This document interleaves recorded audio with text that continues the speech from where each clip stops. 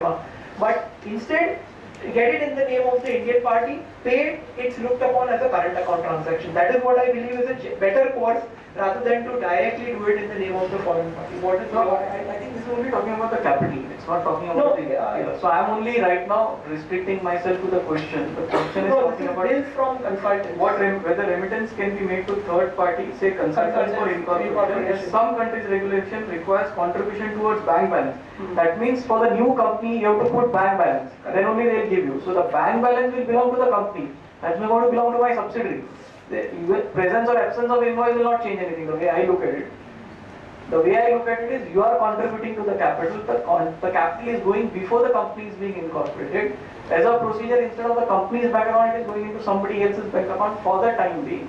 So really, I don't see a need for an invoice. I mean, I'm sorry, but I think but that's a practical. What is happening with some ADs is that they are not allowing you if you get the bill in your name. Because there is no bill here. It's my own money. It's a subsidiary's money. There is no bill over here. It's a capital of the foreign company. So it's not a case where the consultant is letting you in and all. Includes the capital. That is fine.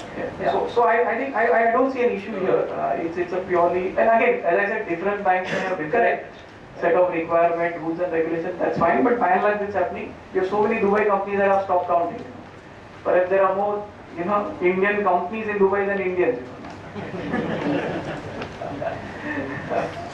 The last one is on investment holding company in India. So you set up a company in India whose only business is to own companies abroad. Now, would that be covered within the RBI regime? There is the NBFC regime or CIC? Yes, it applies even to investments made abroad. The DNBS, the Department of Non-Banking Supervision, does not restrict the ambit only to Indian investments. It also covers foreign investments. So if you have a company in India which has made investments abroad, you need to check whether it's a CIC or whether it qualifies for an NBFC. If it becomes an NBFC and you made the investment without getting certificate of registration, then that's a violation of section 45 IC of the RBI Act and it is open to prosecution. So therefore, please check whether you are a CIC or you are an NBFC. CIC below 100 crore, no registration. No registration. So if you are a systemically important non-deposit taking CIC, you need to be registered with CIC, but with RBI. But if you are a CIC which is not an NDSI, that is not a systemically important, that is less than 100 crores, no registration as a CIC, no registration as an NBFC, then you are on green channel. I don't remember here. There is a specific circular which the DNBS is issued for CIC making outbound. Correct. And they've said if you want to do an outbound, you will need registration. Something like that they mentioned. Right. You may still need registration if you are below 100 crore. Yes, that's true. That's true. That's true. So that's just a caution. Yeah, just because you are 100 crore in India, no registration. But if outside India, registration. Not approval. Registration and registration. So I don't remember the exact. Overseas investment guidelines. That's not issued under FEMA. That's issued under by DNBS. Whether the company's main object can be structured as operating company or it has to be, no, it's a holding company, so you would write it as if it's a holding company. So then it would be a holding or investment company and you would file NIC code 802.4, non-operating financial holding company in form ODI. When the NIC code is asked, you look at 802.4. If overseas companies into hotel business, can Indian companies' main objects be on the line of hotel activity? If you are not going to carry on hotel activity in India, then no. Then you would say investment in India and abroad, including in the hotel sector.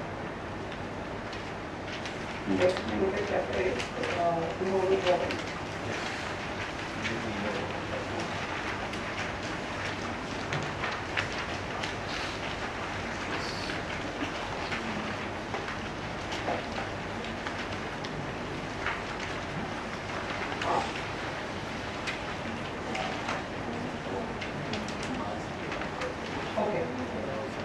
Okay, so then let's see. Should be we can skip it. So that's yeah. 8.1 is. Yeah. So I got. Repatriation of sale proceeds on sale of immovable property. Now you can repatriate sale proceeds of 2 residential house properties. There is no limit on the repatriation of sale proceeds of commercial properties. How many residential and commercial properties can an NRI buy? The limit is not on buying immovable properties. The limit is on repatriation. So you can buy n number of residential properties, but you can repatriate up to the sum invested, bought in foreign, convertible foreign exchange, up to 2 properties. Commercial properties, there is no limit. Is the limit for lifetime? There's no clarity, but I think it should be for lifetime. So you can draw an analogy if you look at section 54F of our Income Tax Act, where it says you can have one other house property as on the date of transfer when you are buying the new house. So there it says as on the date of transfer. Here it says 2 house properties blanket. So that means I think it should be for lifetime, because otherwise how else will you monitor the limit and how else will RBI keep a tab on it? So it seems to be 2 house properties for the entire lifetime. Is RBI permission necessary in case of sale of third property? If you want to repatriate, yes. But if it is repatriation under the NRO account, that is if you credit it to the NRO account and to the $1 million scheme, then you don't need any RBI permission, because it's only what is repatriated from the NRE account up to the cost of acquisition. If it's a third house property, you need RBI permission. But why would I go through that rule if my NRO account $1 million per year gives me a other blanket approval? How this condition will apply when residential properties are purchased and sold many times? But you have to keep a tab. So you will have to, I'm sure all NRIs would bear in mind, or if they don't, they will have to. And there are no restrictions for repatriation under $1 million scheme. So you can repatriate funds for a house property which you bought in rupees, or the principal, the capital gains and sale proceeds on NRE account property which you bought. Everything which you bought can be repatriated under the $1 million scheme. There's no embargo there. So even third property? Third property also. Yeah, 8.3. A non-resident has received gift of agricultural land from her father. She has been advised subsequently that this is in violation of FEMA. So here I assume the father is a resident and therefore this non-resident would be an NRI. Now in terms of, this is clearly a contravention of FEMA. Now what are the remedies available? I think very tricky NFX question.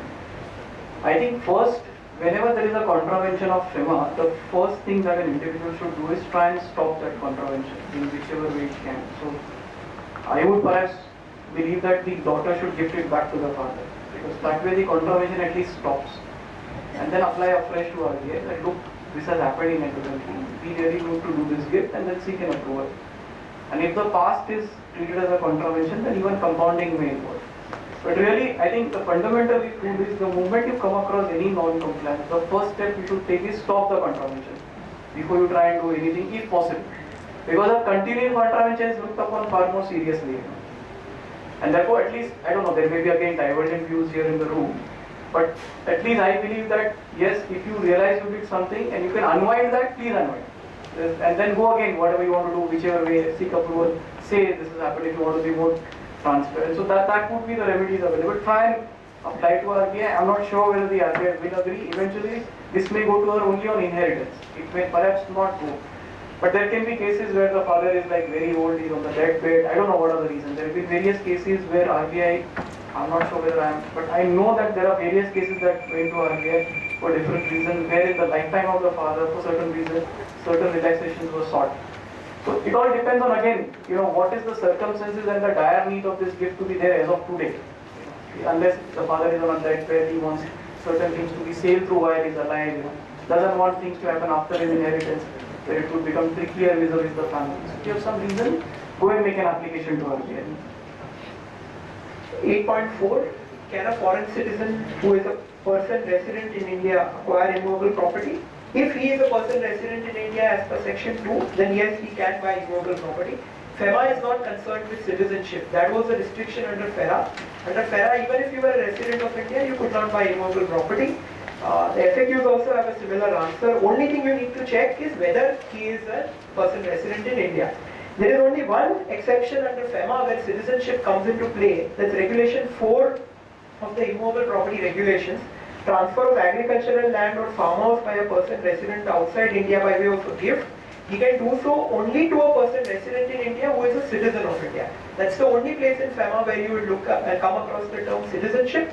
Otherwise, FEMA does not restrict it. But if the other laws, that is the citizenship laws or the state laws prohibit, then that would be another embargo. For instance, Goa had cracked down some time ago, and a lot of persons who were so-called residents buying property in the Goa state. So that's something which is separate, but under FEMA, it's possible.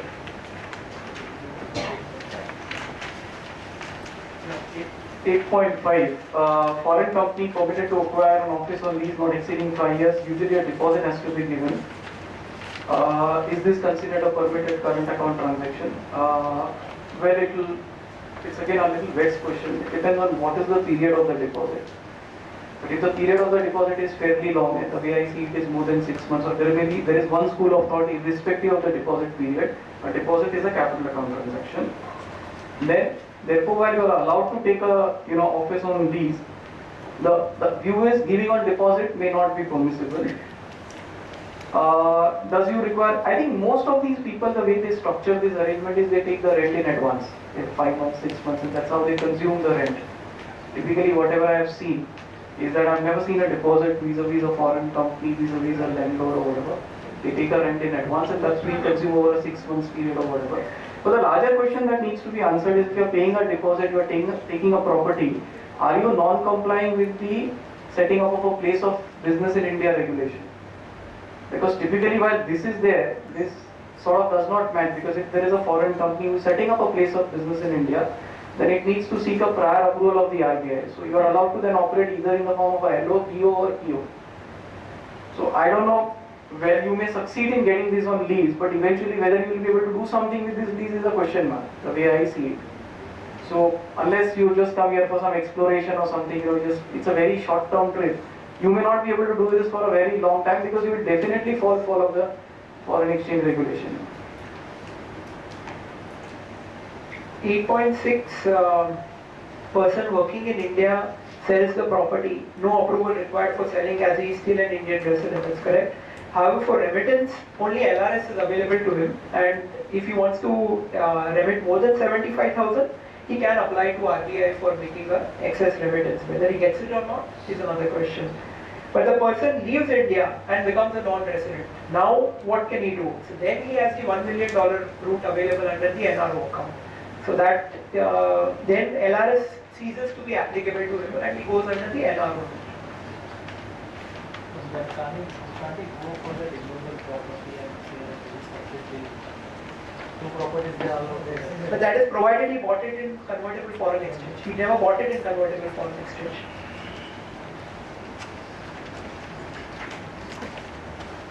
Yeah, 8.7, this is perhaps I think one of the trickiest ones coming to me.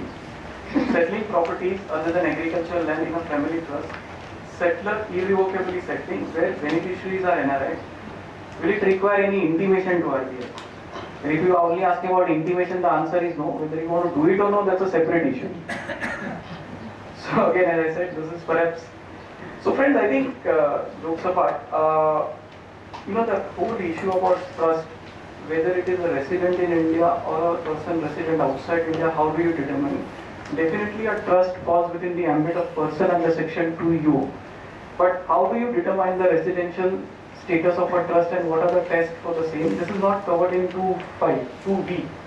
Because they have applied the test so far as only an individual and incorporated entities and offices and branch of those entities. It has really left out other kind of entities outside in terms of the residency test. There are basically two principles which are available here.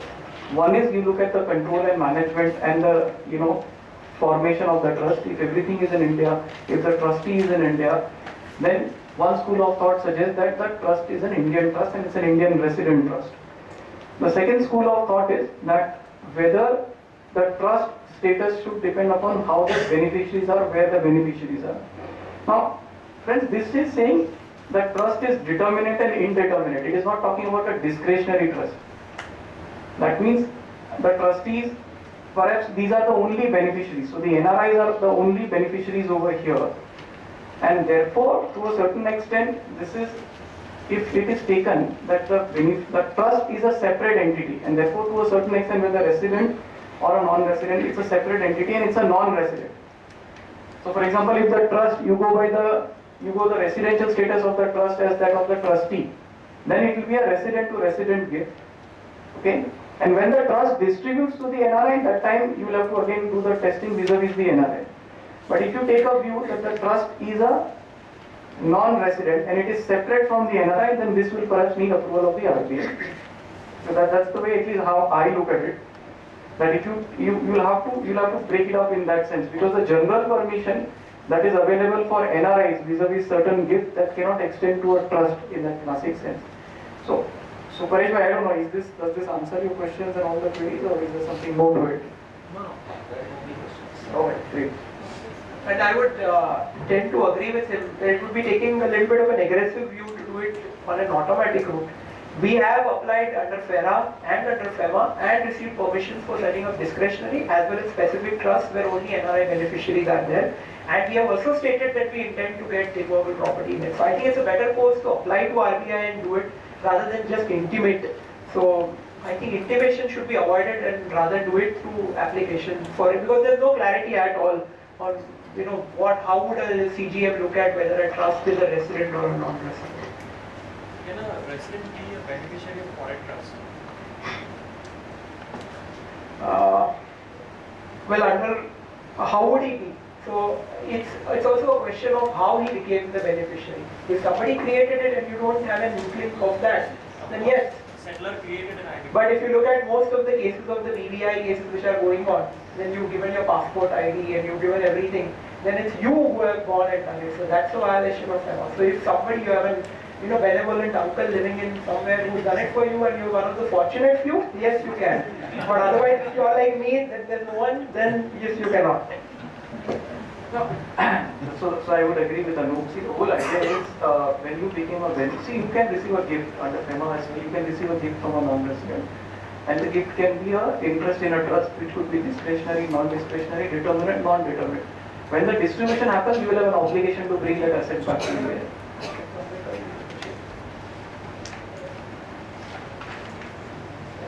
You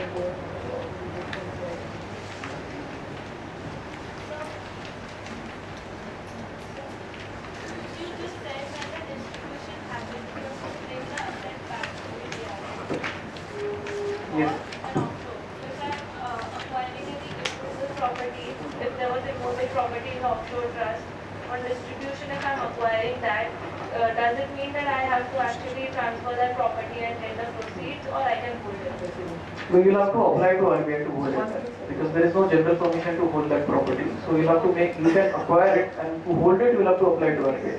Okay, so that will apply to any class of assets? Yeah, because see, it's a gift. So gift you can get, but if there is translating into a property, which you have got as a gift. So I let me just refresh my memory.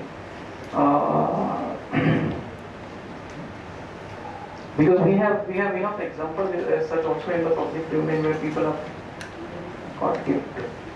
I'll need to recheck that. So 6.5 is on inheritance, or when you acquire the property when you are a non-resident. This is when you are a resident, you become a beneficiary in a trust, you got immovable property, and that property has been distributed to you. So you have now acquired an immovable property outside India.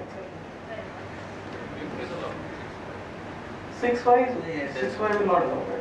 If it has got nothing, there is another expression. Let me just. Okay, let's just park that. Yeah. And we go to question number 1.1 now. In order, we will consider all important questions.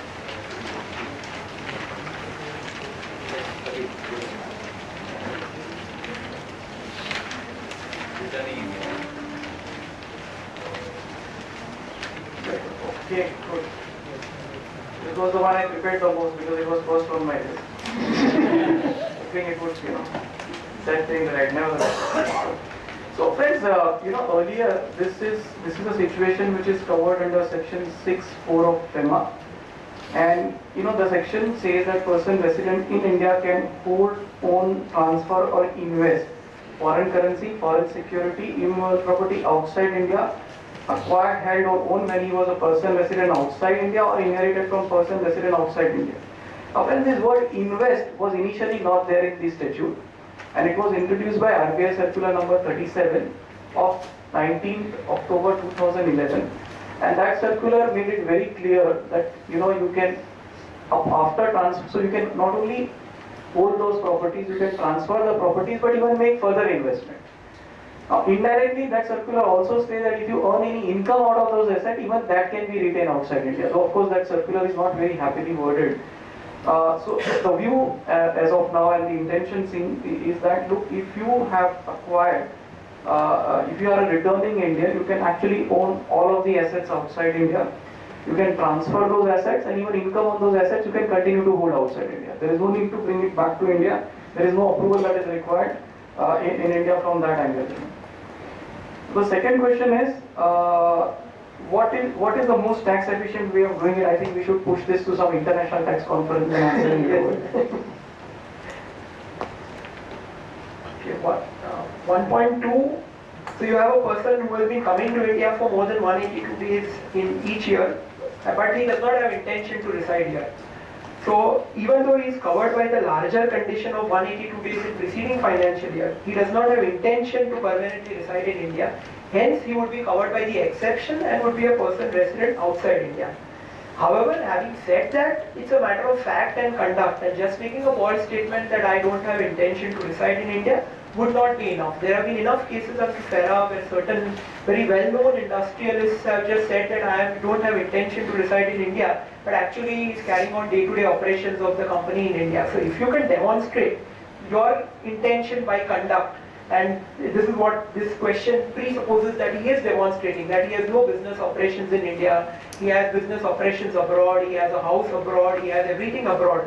So as we have in international tax, the tiebreaker test, the ties are more profound abroad, then yes, you can say intention is to reside abroad. There was a case under FERA before the appellate board in Ahmed Karim, 111 taxman, where on a similar situation, FERAB has taken a view that he is a person resident outside India. So if your intention is, then yes, you would be treated as a PROI. If you are treated as a PROI under FEMA, then even your NRE deposit interest would be exempt, because income tax links it not to the residential status under section 6 of the income tax, but whether you are treated as a resident outside India under FEMA. That's the only instance where income tax relies on FEMA definition for residential status and not its own definition. So when the foreign citizen comes here for employment, will he be considered in the first year itself because he has come for his employment? Under which law? No, what I'm asking for this particular. He was not there in the preceding financial year for more than 182 days. Is the overriding condition. Irrespective of your intention, you do not become a resident. You have to have 182 days. I know there is a contrary view prevalent that the moment you come into India, you become resident. I do not subscribe to it. I believe 182 days is the overriding condition. If you have not complied with it in the last year, this year, even if I have taken up employment, I don't become a resident. That's my view. You have to comply with the larger condition, only then you become a resident. Your view is to be for the first part while going out? No. While going out, you fall directly within the exception, and therefore you become a resident or non-resident from the date you go abroad. So actually the question 1.3 Anup is actually on the same line. Yes. I think, and I just thought, I agree with Anup, for the person coming into India, the better view is that he has to be present 182 days in the preceding previous year. And in fact, sometime back in 2004, there was a FAQ of RBI on immovable property where there was a question number 53.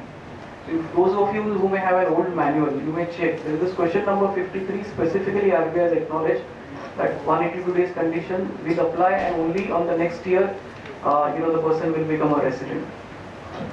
So I think that in the first year, how will he open his bank? so now again, that's a very good question. I'm just about to answer that. See, the whole problem is if in the first year you don't become a resident, and you imagine the expatriate goes and buys some half a kilo sugar, and that storekeeper gives him a 5 days credit, that will be a contravention of FEMA. Because he's selling to somebody on credit in that sense, which is perhaps not permitted, or somebody makes some payment.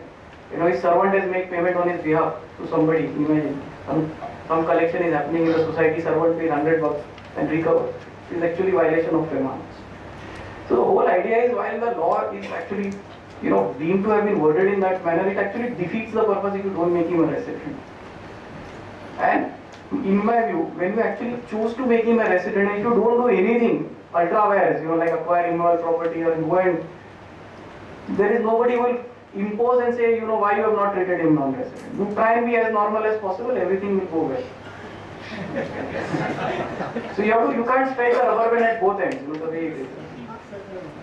So I think for most practical purposes it may make sense treating him a resident because all sort of contravention will happen every day. But the whole point is then, that is the second question over here, can you invest in an LLP as a resident? The answer is no, because technically he has not become a resident. So the whole idea is fine. If you choose to be governed by a stricter regime, so becoming a resident perhaps, in my view, the way I see it, gives you greater responsibility for a bit more flexibility. You can't take that flexibility to the next level saying I'll do all sort of investment as well. But then you are riding on your luck. So I would say fine, even if you choose to become a resident, fine. All you will do is open a bank account, have a normal credit card, get a salary, live a normal life, which nobody is going to disturb you. But you go and cross that boundary, you are in for trouble.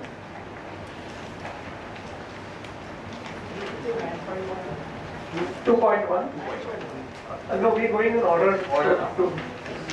2.1 purchase of immovable property where part remittance was made. The clarification provides that if firm commitments or contracts have been entered into prior to 14th August and you can prove it to the satisfaction of the AD, then further remittance for immovable property will be allowed. So if you can show that you had entered into a contract, you have paid in advance and therefore you need to honor your commitment, yes, it should be allowed, even though now you cannot repatriate for, you cannot remit for immovable property. See, there is a clarification by RBI. So it's in August 2008. Yes, 14th August 2013. But that would be more than 75,000 dollars. Yeah, Yes. the commitment is more than 75 at that time. But there will be an exception reporting to the RBI, so they will be knocking your doors if it is very high.